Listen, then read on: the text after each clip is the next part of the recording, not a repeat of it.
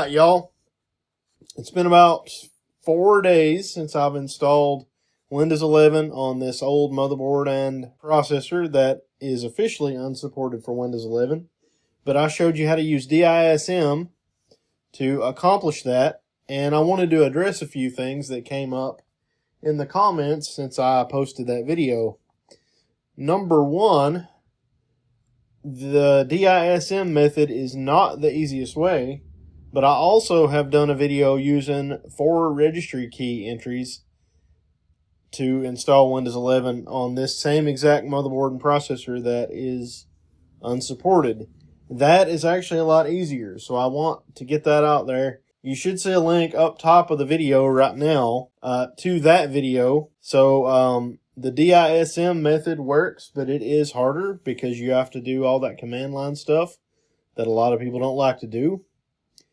Number two, there was some confusion over me using a screwdriver to turn on the motherboard.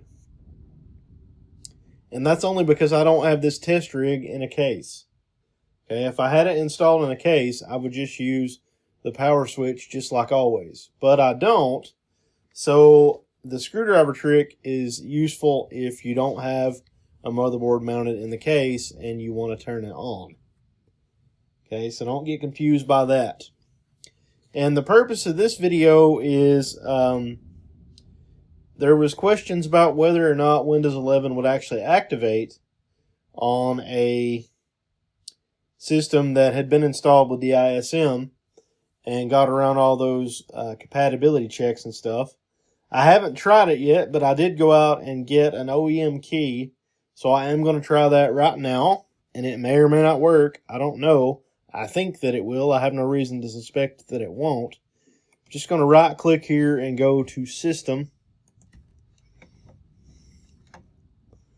Okay, and just to show you that it is a 6700K with 8 gigs of RAM. I'm using the integrated graphics. So this is the same system. Somebody wanted to see the OS build and the experience pack number. There that is. So let's go down to product key and activation. And it says no product key was found on your device. So let's give this a whirl. I got a digital OEM key. So let me pull that up on my phone here so we can try it out. And obviously I'm going to blur out the key when I post it for you guys because, well, I mean, it's my key and I don't want it to be hit 1,000 times with people trying to activate my copy of Windows on their hardware.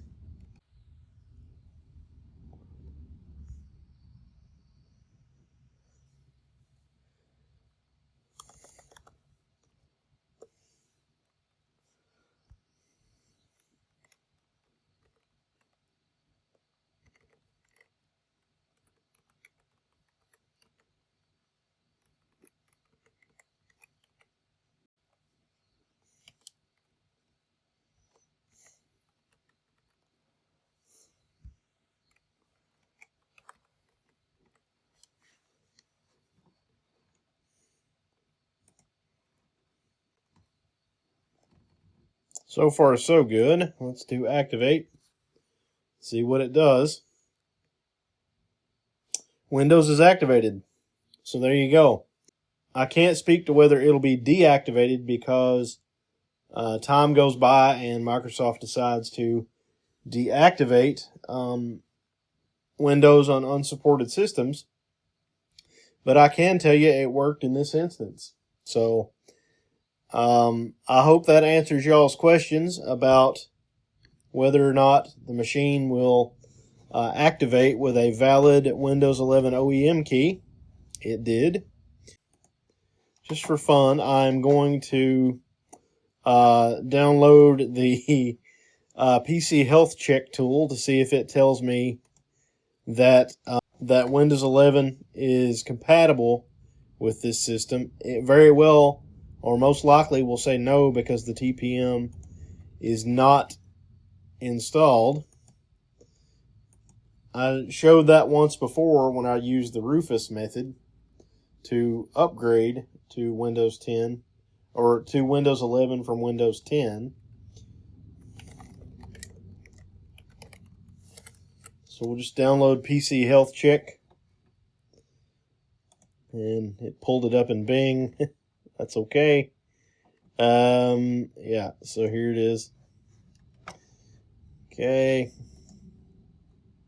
Come on.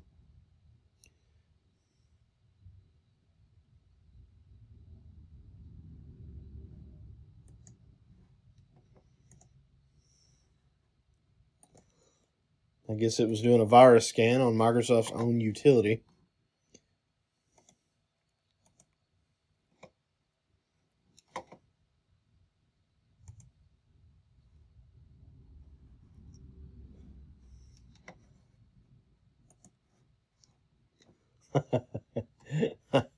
So, TPM 2.0 must be supported. Well, you know, and the processor isn't currently supported. So, there you go. Oh, that's so funny. So, yeah, Microsoft still sees that it's not supported. But, again, I'm going to pull up the system overview. And just to show you, you know, here it is, the same system. So yeah, now Windows is activated.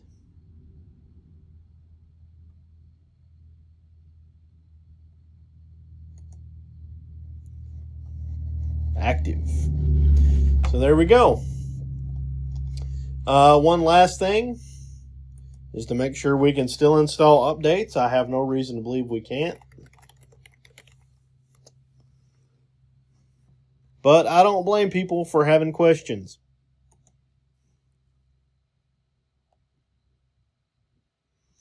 Now, let me say this. At any time, Microsoft could do something with an update so that it detects that you have installed a version of Windows 11 on hardware that is not supported.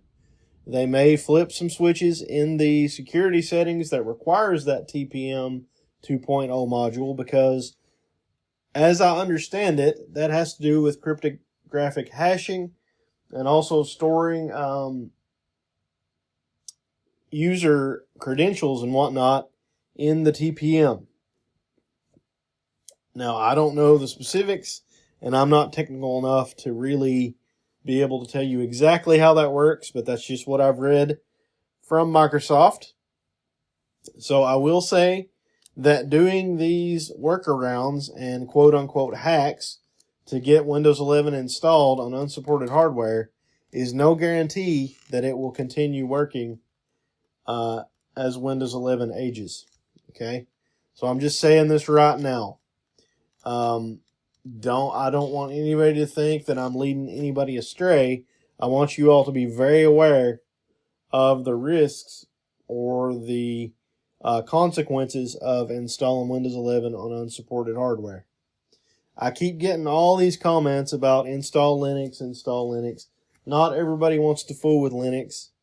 And if you have dealt with Windows for the last almost 40 years, you are much more comfortable with Windows than you ever would be with Linux unless you want to relearn how to do a bunch of stuff. And my thing with it is, and I think I mentioned this in another video, or I might have actually cut that part out, but I wish everybody would leave everybody else alone about the operating system they use. I don't begrudge anybody that uses Linux on the desktop, on the server. I don't begrudge anybody that uses a Mac. I don't begrudge anybody that uses Windows XP. If that's what you still want to do, go for it. Okay, that's great. Me personally, I like to have the latest version of Windows because I teach people at the high school and university levels to use Windows, and so I have to be familiar with it on a day-to-day basis. As Microsoft calls it, eating your own dog food. And I wouldn't be familiar with the changes and quirks that come along with each new version of Windows if I didn't use it every day. Okay? So I will get off that soapbox now. But please, everybody, just let all the operating systems in the world that people want to use exist and leave people alone. I'm not a snake oil salesman. I have an M1 MacBook Air. I use it quite a bit. Okay, and like I've said before, I use Linux on just about every server that I've ever done anything with. Okay, and I mean that's dating back, I guess, 20 years. Actually longer than that, 24 years professionally dealing with servers.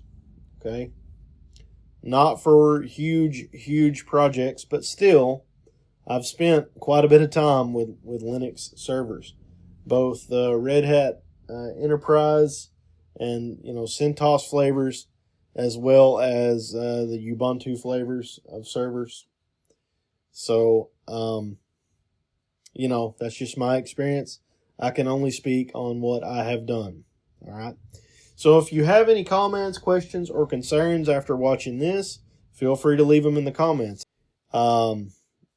If this video answered some questions you had, or you just like my content and want to see more of it as it comes along, please like and subscribe. And I really do appreciate anybody and everybody that watches my videos and gives me a chance to try to help you learn something or experience something new. It's fun to be able to bring knowledge to people around the world. With all that said, have a great day, and I'll catch you in the next video.